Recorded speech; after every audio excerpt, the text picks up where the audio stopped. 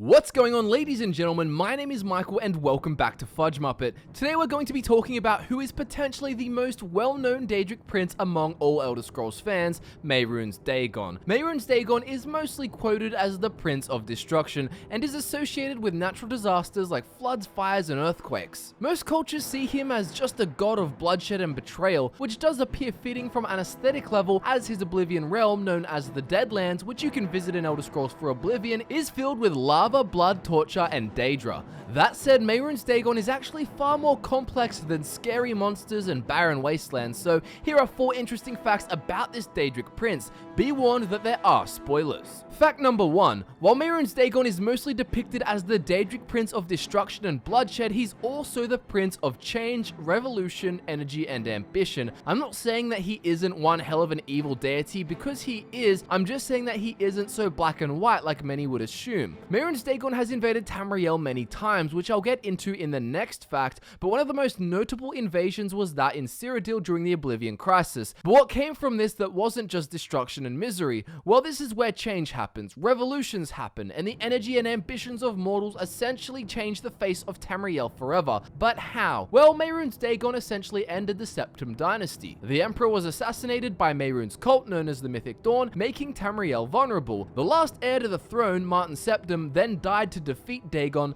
thus changing the playing field of Tamriel forever, which one can see by the end of Elder Scrolls V, Skyrim. The Empire had held the provinces of Tamriel together, but after the invasion and the destabilization of the Empire, it started collapsing. The Septims died, Okada was assassinated, and various provinces started removing themselves from the Empire. The rise of the Outermere Dominion went down, and the dynamic of the continent was forever altered. So even though many people think Mehrunes didn't achieve victory in his invasion, which he didn't fully, he actually did achieve massive change, which is part of his sphere. Whether or not it was for better or worse is a debate for another day, but regardless of this, he got a mini victory in the end. Fact number 2. Mehrunes Dagon has invaded Tamriel many times. Apparently, this is because he sees Tamriel as another realm of Oblivion that he believes rightfully belongs to him. One of his most destructive invasions was actually in Morrowind. In a nutshell, a former spy master of Vivec summoned Dagon by inciting the rage of a witch in High Rock. This witch wanted revenge on the Duke of Morrowind, and the spy master actually just wanted to see Morrowind suffer after what Vivec had done to him.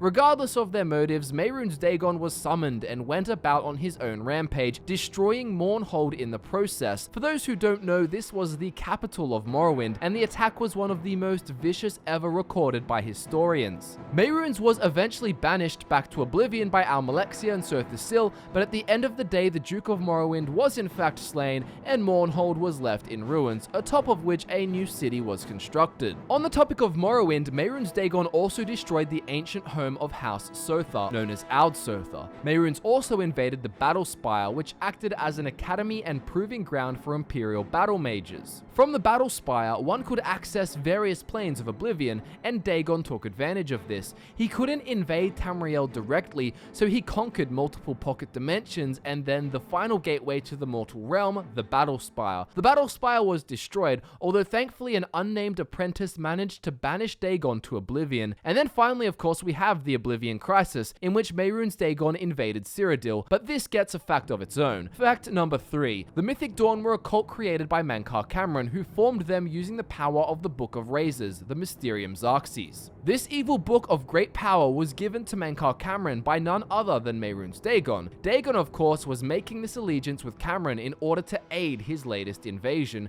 He couldn't invade Tamriel if the Emperor and his heirs were still alive, so he needed some assistance. This is because the dragon fires, which are alight in the Temple of One, go out when an Emperor dies, and they must be lit again by each new Emperor. When the dragon fires go out, Daedra can exist permanently in Tamriel, and portals to Oblivion become possible. So if the Emperor were assassinated, it would extinguish the dragon fires, which would allow Dagon to enter. This is what happened. The Mythic Dawn were therefore devoted to the destruction of the Septim bloodline, and interestingly, interestingly, the recreation of the mythic era in which they thought Dagon would rule. Here you can reflect back on Fact 1 and see that their goal wasn't even to annihilate Tamriel just for the sake of destruction. It's also important for you to keep in mind that the power of a god or Daedra to influence the world is changed quite a lot by the amount of worship they receive. Why do you think the Thalmor want to ban Talos worship? It literally reduces the power of Talos. So with all this worship and assistance, Mehrunes was able to not only destroy the Septim dynasty, but was also able to grow his own power to make his invasion larger than ever. Mehrunes Dagon was able to open up Oblivion gates all over Tamriel, and came into the Imperial City himself, where again he was defeated, although at what cost? The full impact of the Septim's downfall is still yet to be fully seen.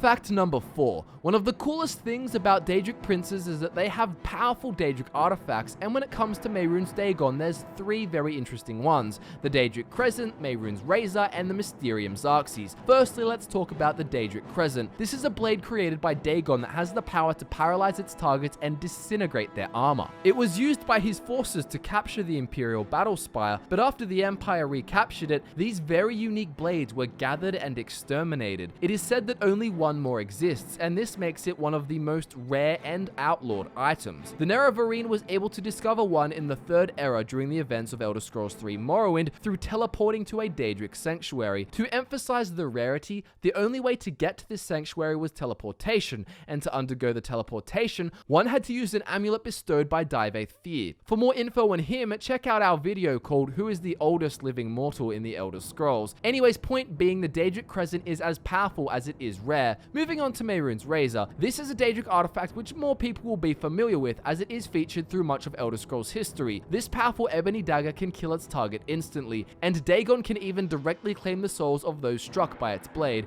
It has Daedric script on it and looks very menacing. The great power of this dagger is no secret either. It has traveled all over Tamriel and gone through the hands of many users, from Telvanni masters to an unknown agent of the Blades to the Mythic Dawn and to various champions of Dagon. It has killed many people and powerful entities in the process. It has also been shattered into several shards multiple times. The last known record involves the Dragonborn of Skyrim coming into contact with 3 missing pieces of the Razor. It's not known whether the Dragonborn restored the artifact for personal use or left the pieces to be used in the Museum of Silas Vasius in Dawnstar. And finally, we have the aforementioned Mysterium Xarxes. Similar to the Ogmar Infinium, the Mysterious Xarxes is a dark tome of incredible power with dangerous side effects. The Mysterium Xarxes was written by Dagon, who supposedly scribed it in the Deserts of Rust and Wounds. Sounds pretty intense. The artifact could give its user great abilities, but only if they know how to use it. The book is very dangerous to handle, and reading from it requires magical protection from the power within. As I said earlier, this book was given to Mancol Cameron, which he studied and wrote the Mythic Dawn commentaries from. He then founded the Mythic Dawn, who worshipped Dagon and used the Mysterium Xarxes as their holy book. The book was used by Cameron to create his own realm of paradise, known as Gaia Alata. This alternate realm was where the souls of the Mythic Dawn cultists went in death. Being able to create your own realm with a book is very impressive, and demonstrates the capabilities of this artifact. The book was kept in Cyrodiil in the Mythic Dawn's hidden shrine, in the caverns beneath Lake Arius. It was here where the Blades were able to infiltrate the cult and steal the book, where it was later used by Martin to figure out how to get to Gaia Alata to defeat Cameron and retrieve the Amulet of Kings. The Mysterium Xarxes was destroyed in the process, although a single burned page from the tome survived and is on display in Silas's Mythic Dawn Museum in Dawnstar. Subscribe to FudgeMuppet for more Elder Scrolls videos like this one. We're really glad you watched it, and if you did enjoy it, please leave a like and a comment below. We're very grateful for all your support, and if you want to support us on social media as well, our social media links are in the description for you. My name is Michael, thanks again for tuning in, and I look forward to nerding out with you again very soon.